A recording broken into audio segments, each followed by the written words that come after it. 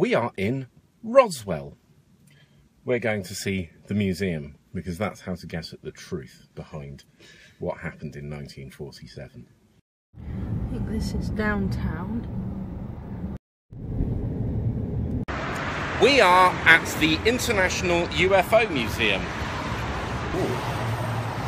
Do you secretly work for the CIA? Is this a CIA thing to keep us from the truth? Oh, well, the truth is in here.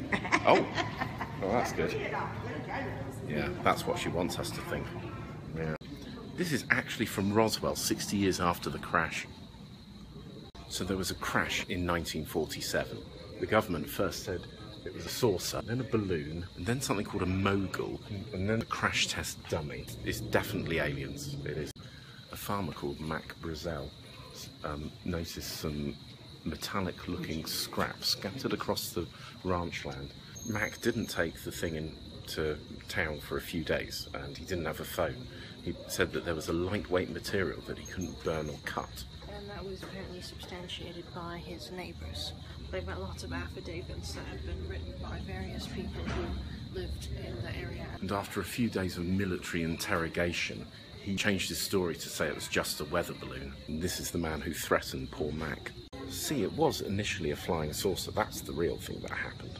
So the museum has the whole timeline of the Great Cover-Up, as they call it. Here is a cast of a Martian mandible. This fragment is the strongest evidence that we've seen. There's even an affidavit from the wife of the driver that took the alien bodies to Ohio. It's a copy of the document that the US government print about handling extraterrestrials. It's marked top secret stroke magic eyes only. This clock is covered in atomic glass. That's glass created at the first atomic bomb site. This is from the day the Earth stood still, the kind of thing that the US government gets involved in. So as well as having some art, there is an array of photographic evidence of flying saucers. In fairness, they have an identified flying objects section where you get such artifacts as hubcap thrown in the air, lenticular cloud, and a suspended hat. I like this place. Australian Aboriginal art depicts grey aliens. This is a replica of a tombstone in Mexico that depicts contact 1500 years ago between the Mayan people and aliens. This means crossing the galaxy. And here is the navigation system, and here is the engine. The whole piece depicts the Palenque astronaut. So this man is in space. Notice that his hair's going all over the place. There's a crop circle exhibit. I think they've fallen out of fashion. I knew someone who made crop circles, but still believed that there were some crop circles made by aliens.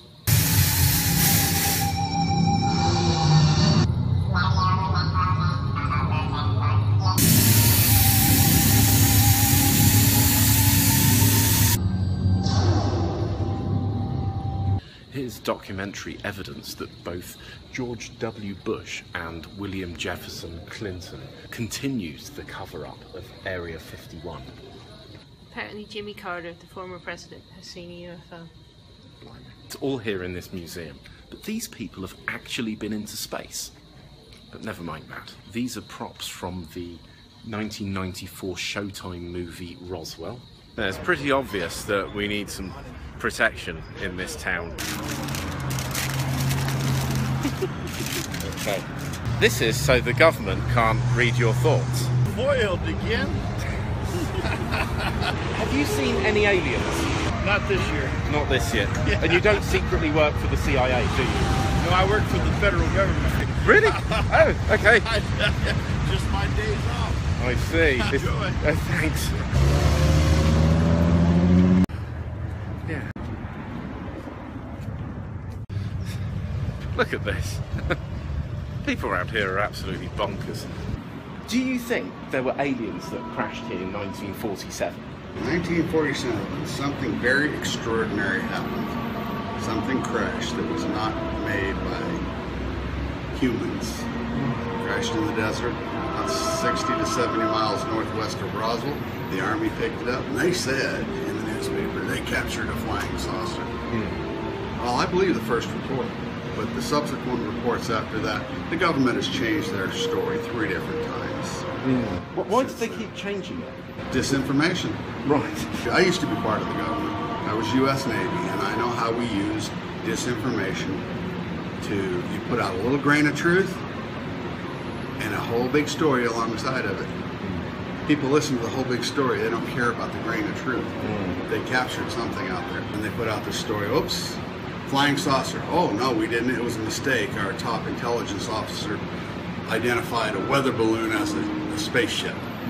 Really? They captured something. Is there some more serious way that people can protect themselves from the government? Protect themselves against the government?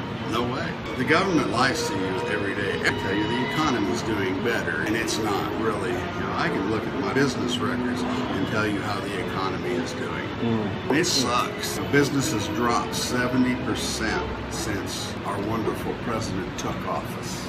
Right, that was good. I got a t-shirt and we're going to move on. I think I might take the hat off. It's I don't think the government are after me after all. Here's the rest of the city. It's a military institute. So this is a neighborhood here in Roswell. These are some houses. It's just like we have around here. Notice I have to do a left in 176 miles. There is very little out here. We're going to Albuquerque. There are a few cars. Here's one. Yeah, it's just this sort of big, hot field. Occasionally there's a rock, but mainly there isn't a rock. I think they might be ranches. It is deserted. It might count as a desert. But there are just no towns here. Oh, the next town is in 40 miles, and we've been driving for a long time. I quite like it. The sky looks just... It makes everything look really big. Our elevation is slowly going up. We're over 5,000 feet now.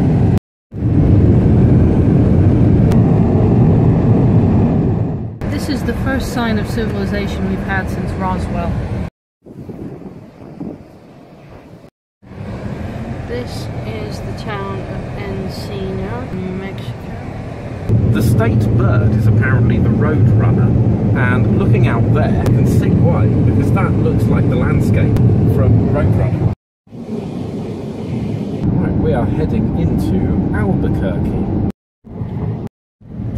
That's pretty good. We're having a Chinese in Albuquerque. We're at Jade. The humidity is down to 15%. I think that's the lowest that we've seen, and I can feel the air is dry. It's 85 degrees, but it doesn't feel it at all. So it's the evening in Albuquerque. I think we're on a bit of a mountain. The sun is extremely bright. It's actually very difficult to drive here. The air is dry and it does look quite nice. Over here are some mountains, and they're nice too. We stopped here after doing about 200 miles. The day before I did 300 miles, so we're very tired. But we're just going to enjoy the sound of little crickets.